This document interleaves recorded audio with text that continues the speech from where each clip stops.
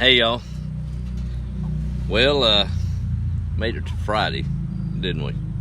Got me a new little spot here. Of course, I start every morning out here taking care of the chickens. I've outsmarted Al. I beat him to the sunrise anyway, and actually wake him up before he does me. So I always grab a cup of coffee coming out here. Never really have a place to set it, so I figure what better than this old antique chair and table. I can see the sunrise right out there for a few minutes. And anyway, got me a new spot. I was thinking today it all started with cheese enchiladas today at a late lunch with a coworker. At least my thoughts did for today.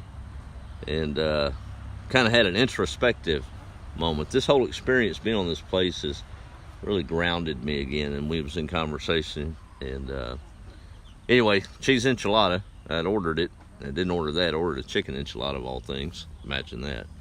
And they served a cheese enchilada. No big deal. I'm tearing into it. Whatever. And the waiter come running over and was very apologetic and saying they messed it up, and he was going to let me have that one and go get another one. And I said, whoa, no. Wait a minute. This is fine. It's food. It's hot. It's good. So we'll go with that. And it got me and my coworker to talking about how silly we can be as human beings.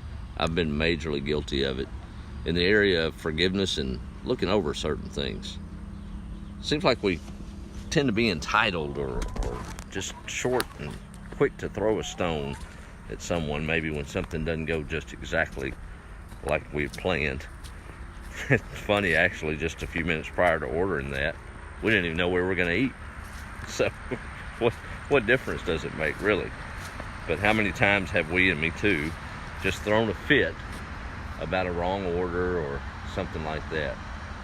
Sad, really, when you think about it. I remember Mama telling me many times, she used the term ugly. She said, don't be ugly, baby.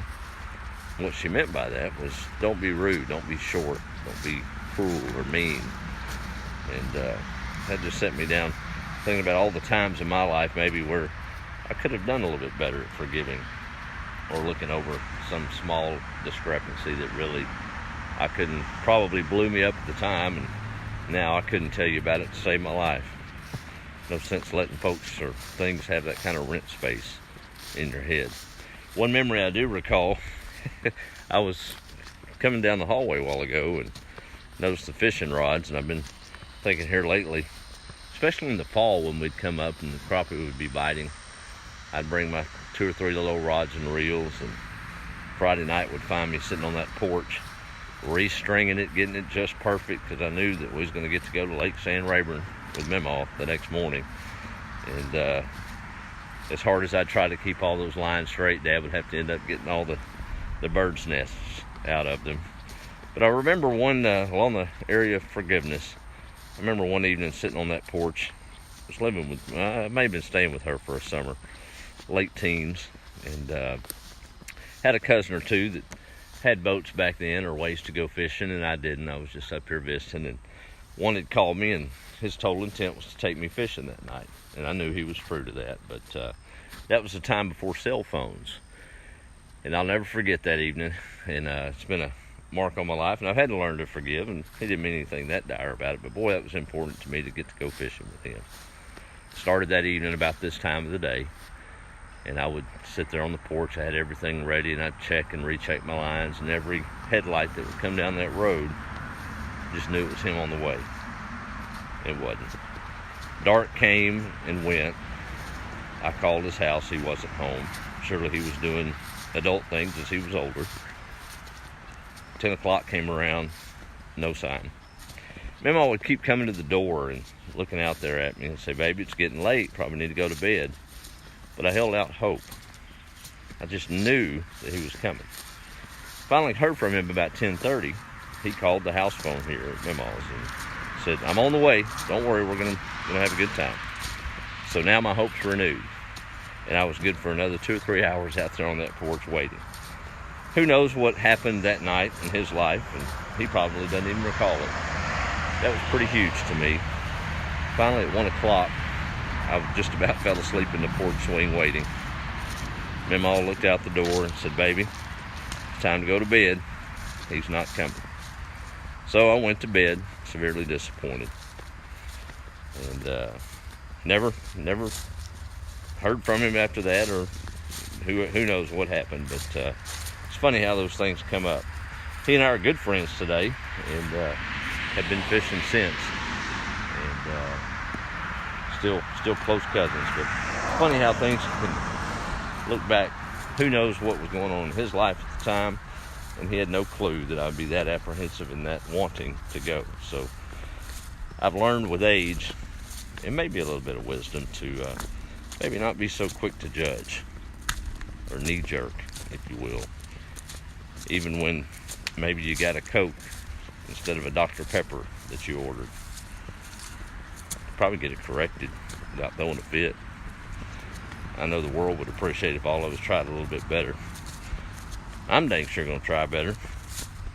Go ahead and eat that cheese enchilada when you order chicken. Be alright. There's folks out there that would love to have any of that. Well, let's see who's on tonight. We had a good day, had nine eggs in the house, so that was good. 2 double yolkers. So I had one laying it pretty consistent. Now I've got another one.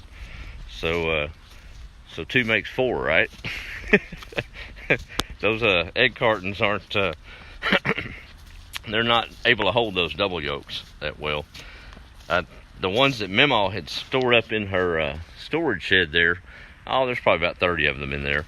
They're all from a place called Rose Acres. It's up in the Midwest. Big egg supplier of all over the nation. And I couldn't help but look up to kind of see their history. And they started on a little farm with 2 chicken houses and 500 chickens in each house. I'm not trying to do that, don't get me wrong. But kind of a cool story that still celebrates family tradition. And on the inside of these egg cartons, it's on their website, is Psalms 118, I believe it's 24.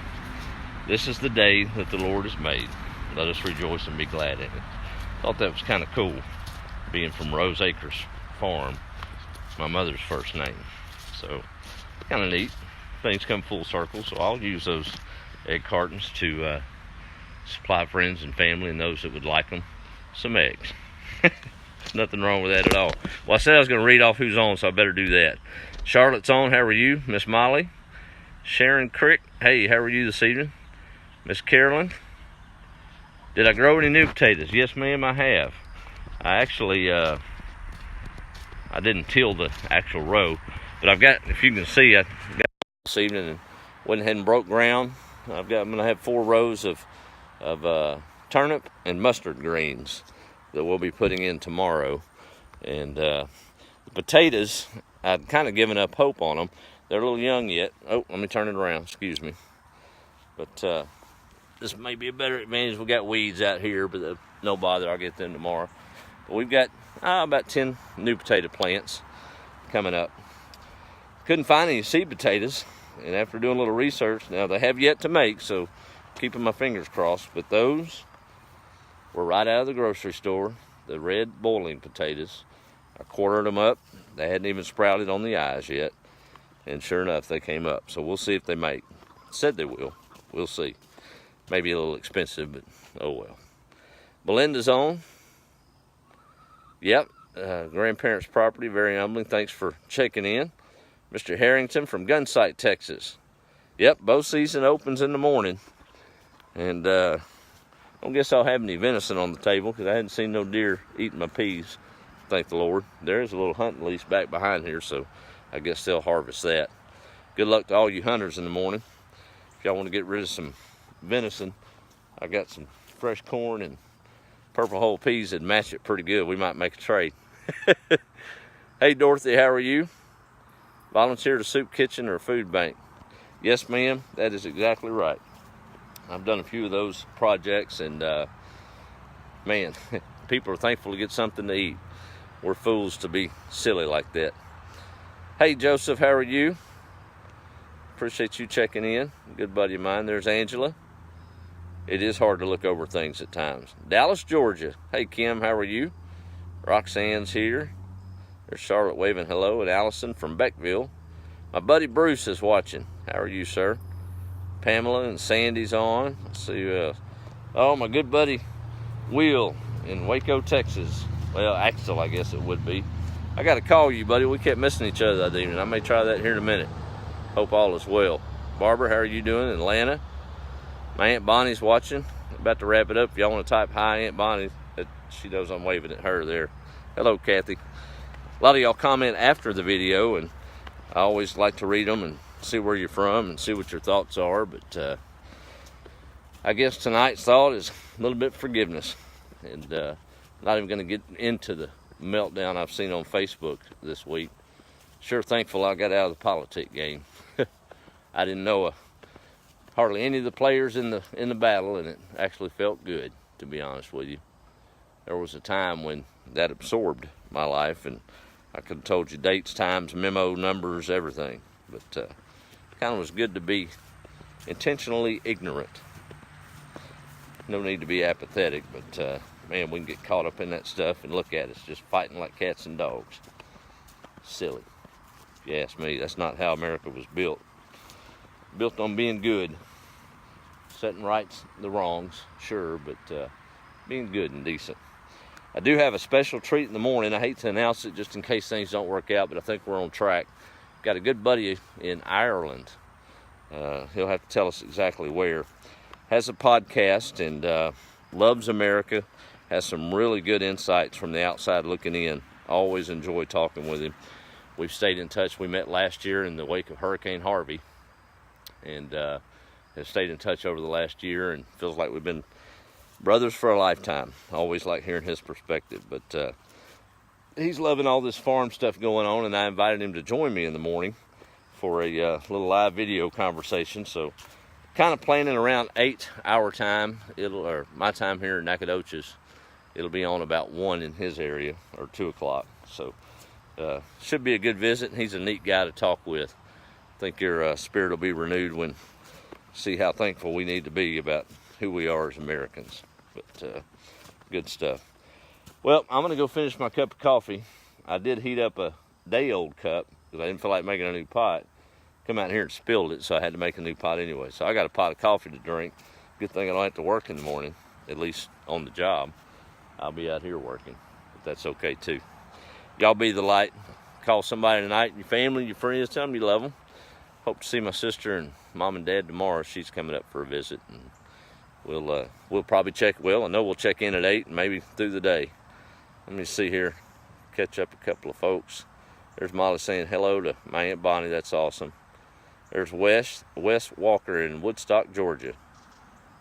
Been in the hospital. Well, prayers for you, Wes. Hope things are better. All right. Y'all have a good evening. Sunset's just about done, so I'm going to catch a little bit of it with this hot coffee. Weather fits it anyway, right? Need to fix some good old stew. Be the light. We'll talk to you tomorrow morning, 8 o'clock.